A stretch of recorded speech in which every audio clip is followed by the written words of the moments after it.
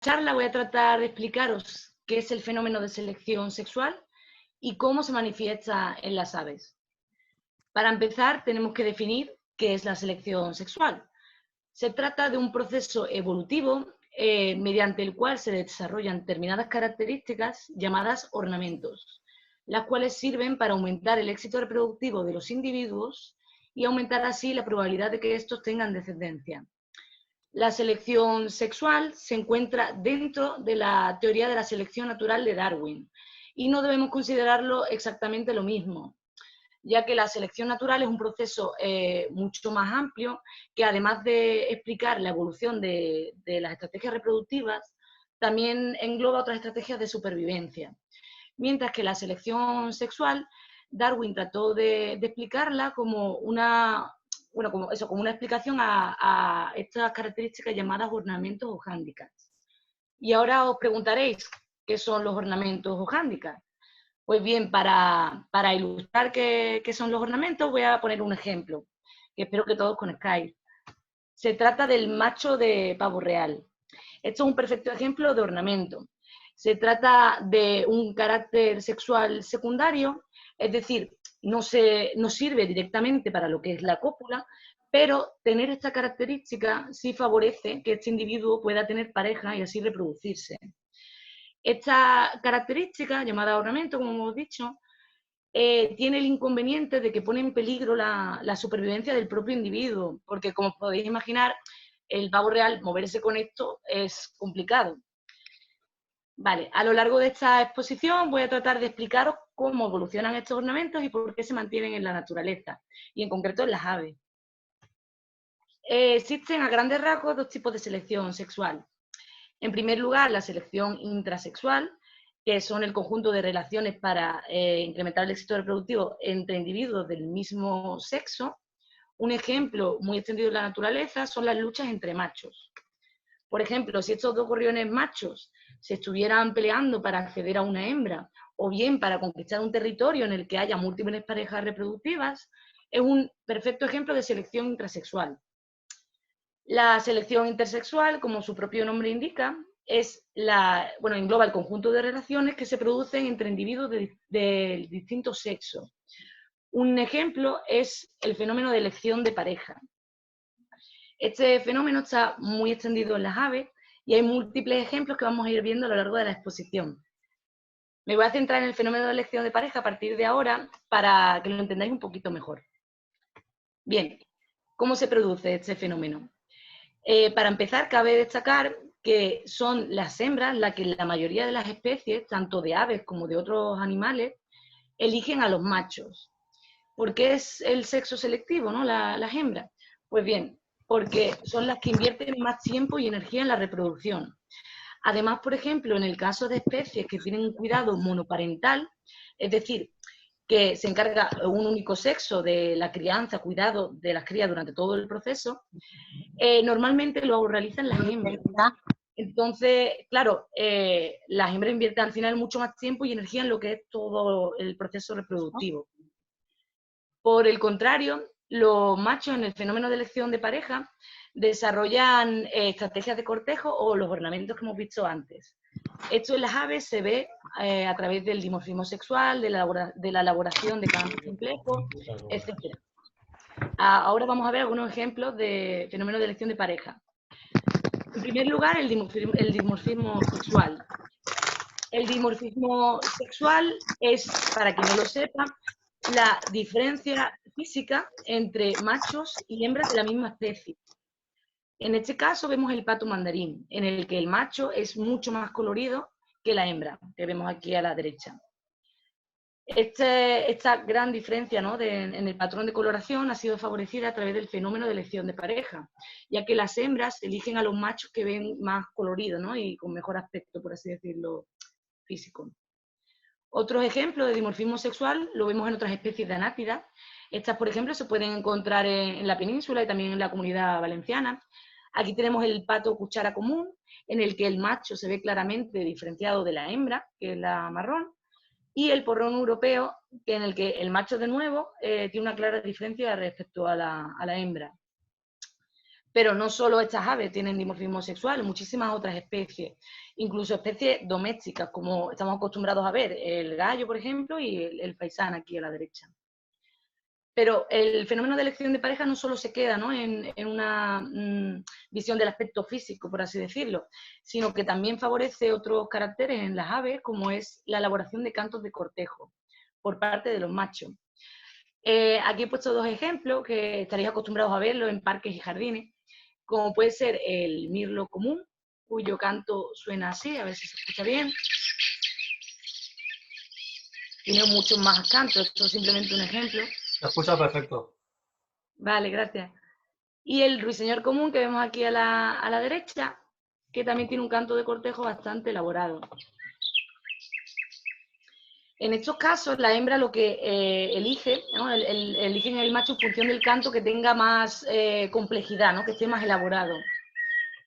Es otro ejemplo de fenómeno de elección de pareja. Y no solo se quedan las aves aquí, sino que hay otras estrategias de cortejo muchas más complejas.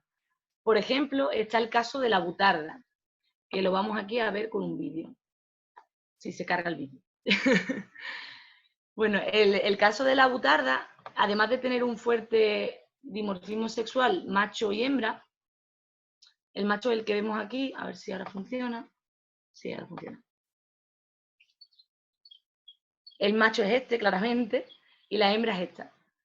El macho elabora esta danza, ¿no?, de cortejo, ahuecando las plumas y adquiriendo esta morfología, y además también hincha la zona del saco bucal, ¿no?, de la garganta. A modo de curiosidad, esta especie es la más pesada de Europa. El macho puede pesar hasta 16 kilos, mientras que la hembra solo suele pesar entre 6 y 7 kilos, 4, ¿no?, dependiendo del individuo. La butarda no creáis que es una especie muy rara, porque la podemos encontrar en la península ibérica bastante extendida, tanto en Extremadura, en Castilla y León, Castilla-La Mancha y también en zonas de Andalucía. Pero si la butarda, el ejemplo de la butarda os ha sorprendido, también hay otras aves que son especialistas en cortejar, ¿no?, a las hembras, como son las aves del paraíso.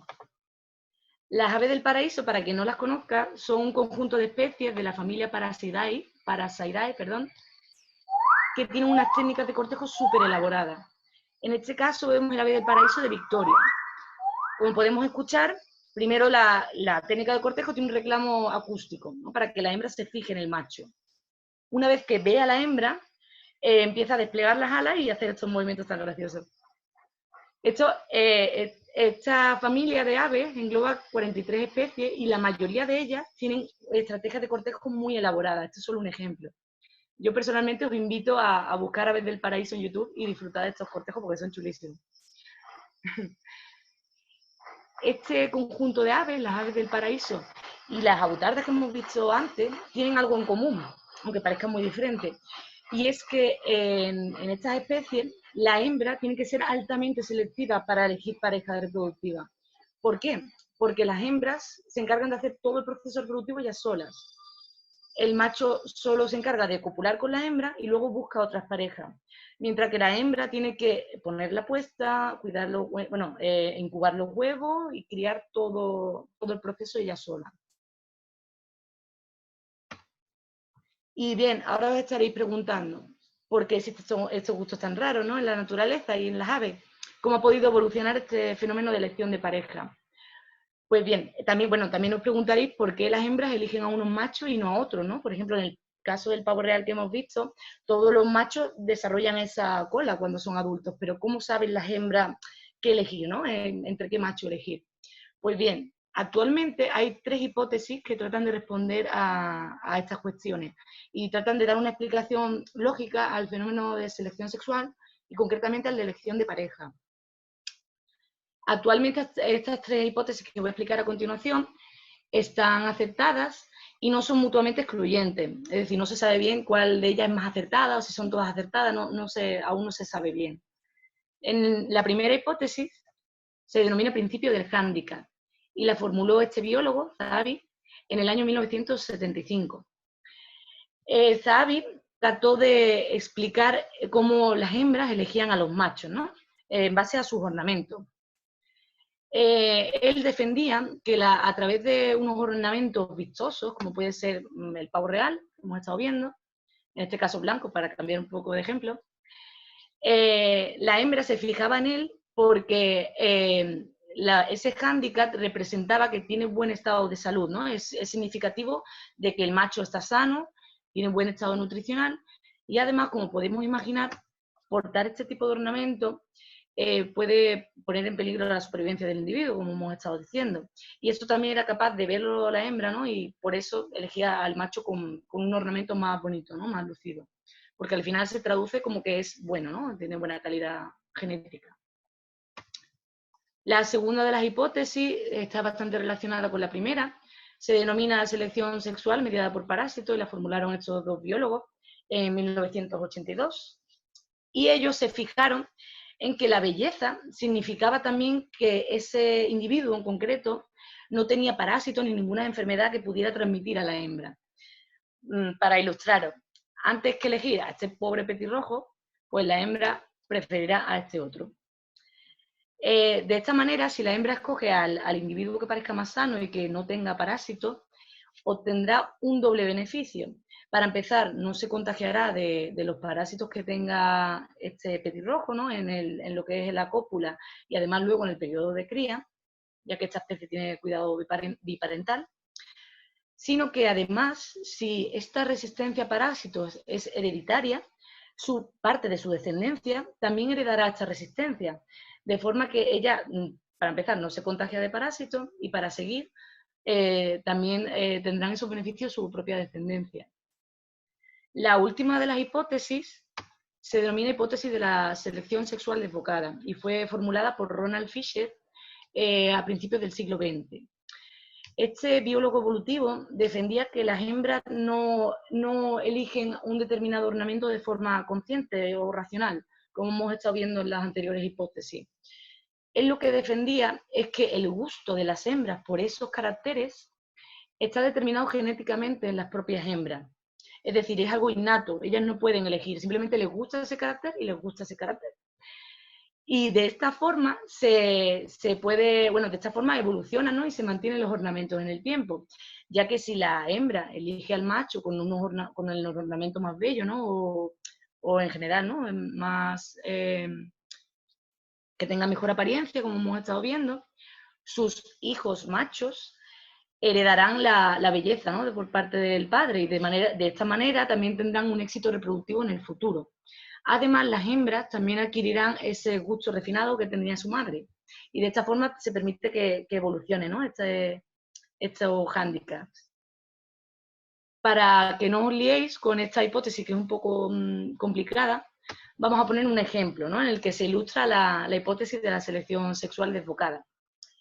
En este caso, un experimento se realizó con esta especie, que es el obispo de collar rojo. Este que vemos aquí es el macho. En esta especie hay un fuerte dimorfismo sexual también. Las hembras son marrones y tienen, bueno, creo que son marrones y tienen la cola mucho más corta, mientras que el macho presenta esta cola muy alargada, ¿no? Para el experimento se partió de la hipótesis de que las hembras preferían a los machos con colas más largas. Para comprobar esto, los científicos lo que hicieron fue dividir a un número alto de machos, ahora no recuerdo cuál era, en 3 grupos diferentes. El primer grupo era el grupo control. Como vemos aquí, el grupo control es exactamente igual que la especie de origen, no se le realizó ninguna modificación a los machos. El segundo grupo de estudio se compuso de machos a los que se acortó la cola artificialmente, es decir, simplemente cogieron unas tijeras y cortaron las plumas de la cola de los machos. Y el tercer grupo se compuso de machos a los que se alargó la cola artificialmente. Los científicos lo único que hicieron fue coger el resto de las plumas del segundo grupo y pegárselo a los machos del tercer grupo. Y de esta forma los machos de este tercer grupo tenían la cola alargada hasta casi el doble de su tamaño natural. Pues bien, se soltaron, ¿no? en una sala controlada y se vio que hasta más del 70% de las hembras preferían a los machos con cola más alargada. O sea, a pesar de que este carácter no lo habían visto nunca en el medio natural, tenían esa predilección por los machos con colas alargadas. De esta manera se vio que este gusto o preferencia por ese carácter, en el caso de este un ornamento, ¿no? era innato por parte de las hembras. De esta forma podemos responder a esta pregunta, ¿no? ¿Por qué se selecciona este carácter a pesar de poner en riesgo la supervivencia de los machos? Pues bien, se selecciona por el simple gusto de las hembras o preferencias. No tiene por qué tener una explicación lógica. Bueno, quiero resaltar que la hipótesis de la selección sexual desbocada de Ronald Fisher se cumple en este ejemplo, pero no se cumple en todos los ejemplos de la naturaleza ni en todas las aves que hemos visto. Pero bueno, es un indicio de que podría ser verdad, ¿no? Esta hipótesis que se plantea. Bueno, para ir terminando, me gustaría destacar las cosas importantes que hemos visto en esta charla. Para empezar, quiero que quede claro, ¿no?, que la selección sexual es un proceso evolutivo muy importante y que se produce en la mayoría de animales, no solo en aves como hemos visto aquí.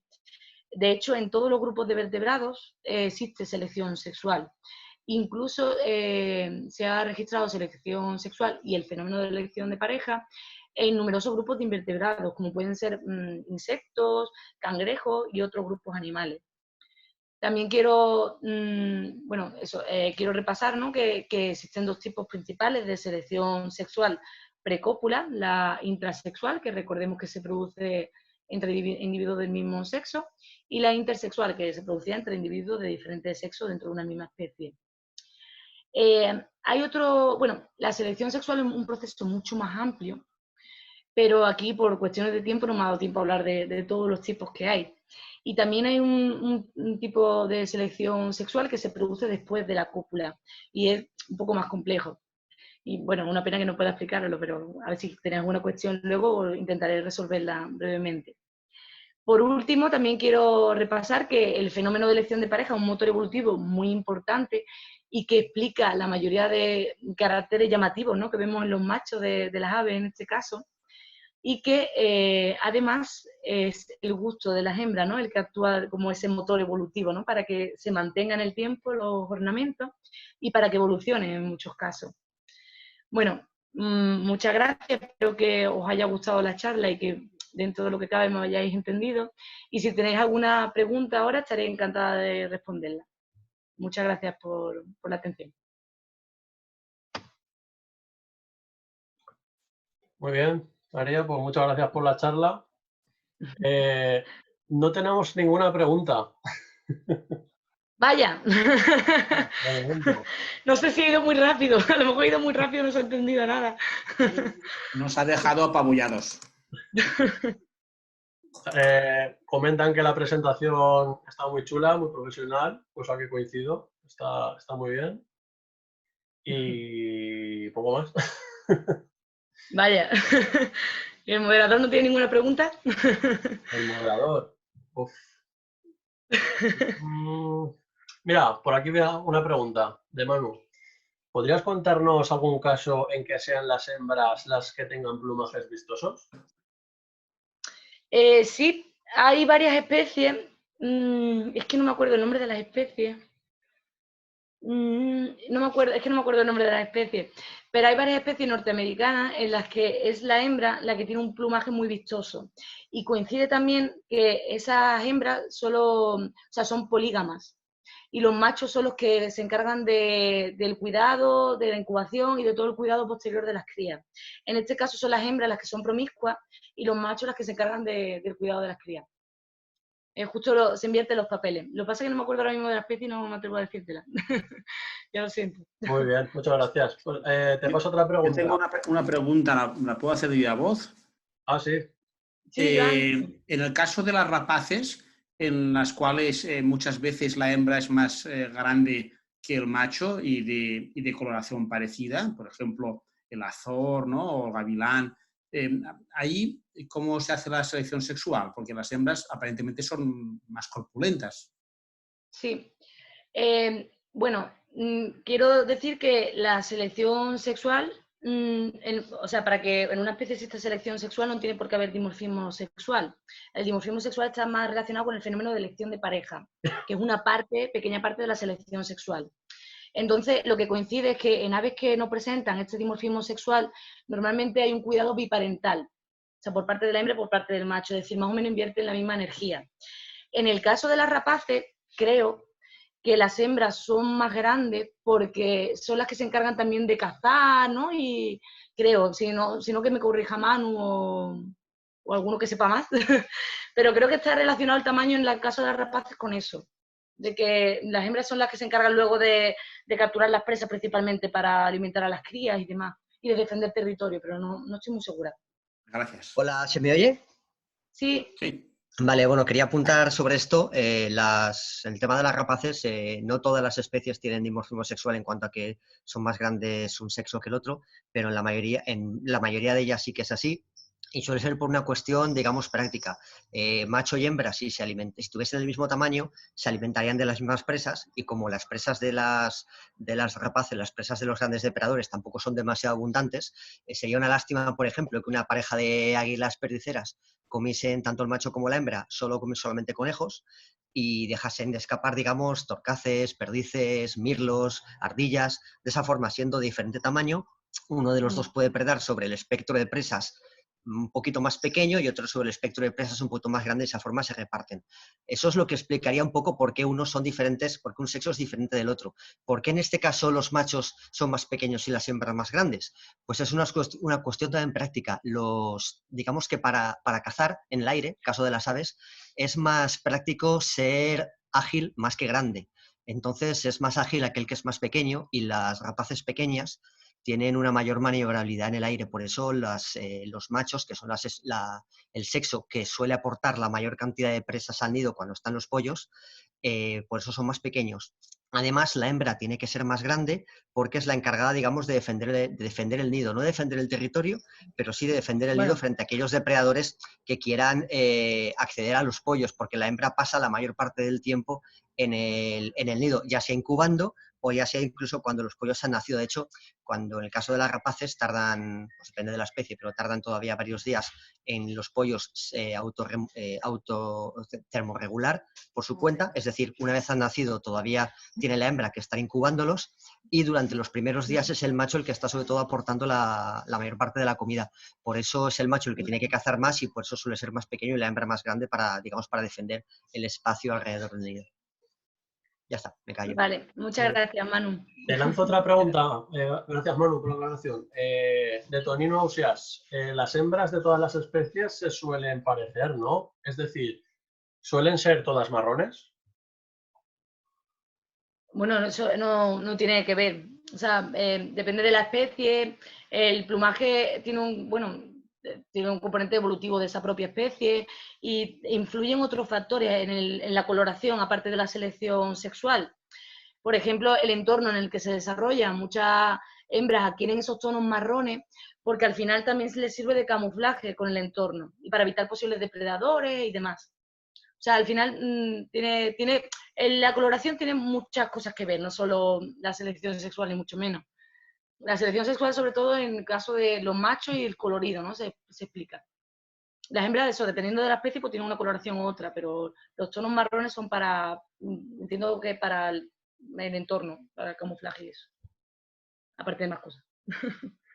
Muy bien, María. Gracias. Pregunta de Adolfo. Háblanos brevemente de la selección sexual después de la cópula. Vale.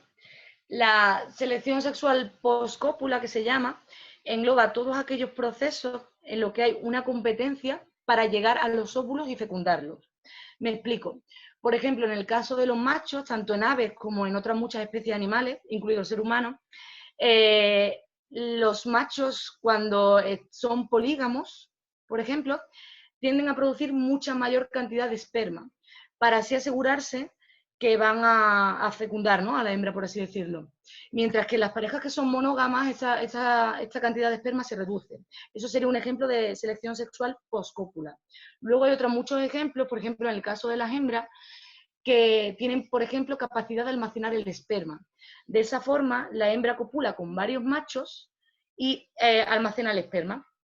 Y solo ella es la que elige de qué esperma quiere tener la descendencia. Este proceso se desconoce un poco cómo es y yo la verdad es que no tengo el conocimiento para explicarlo. Pero bueno, eso serían ejemplos de selección sexual post-cópula. Hay muchos otros y son chulísimos, como da para otra charla. Muy bien, gracias, María. Nada. Más preguntas. Juan nos pregunta, en las avutardas, ¿por qué el cortejo se llama rueda? Ah, pues porque el macho va, aparte de rodando sobre sí mismo con el bailecito ese que he puesto en el vídeo, además también va rodeando a la hembra. No sé si se ha visto bien en el vídeo, pero aparte de girando sobre sí mismo y enseñándole el culo, la parte de arriba, de delante y demás, también va rodeando a la hembra. Por eso tiene ese nombre en etología. Rueda o ruedo va variando. En las avutardas es muy curioso también porque siempre van al mismo sitio a reproducirse. O sea, una vez muy chula en cuanto a eso. No sé cómo, no sé qué, por qué saben que tienen que ir a ese sitio, pero generación tras generación van al mismo sitio. Muy bien, muchas gracias. Nada. Otra pregunta. María, una tocaya tuya, ¿no? Pregunta, ¿los cantos No sé. no, repito, los cantos o movimientos del cortejo no pueden hacer más vulnerable al macho frente a los depredadores? Sí, sí.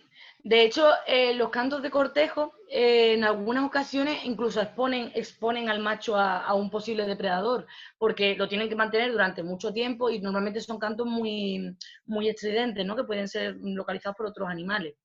Pero esto mismo, o sea, ese canto complejo y además que lo expone ante los depredadores, es otro hándicap, ¿no? Por así decirlo. O sea, es otra forma de demostrarle a la hembra que ese macho puede hacerlo y que, aunque se ponga a peligro, pues es bueno y por eso lo puede hacer, ¿no? Es una cosa así.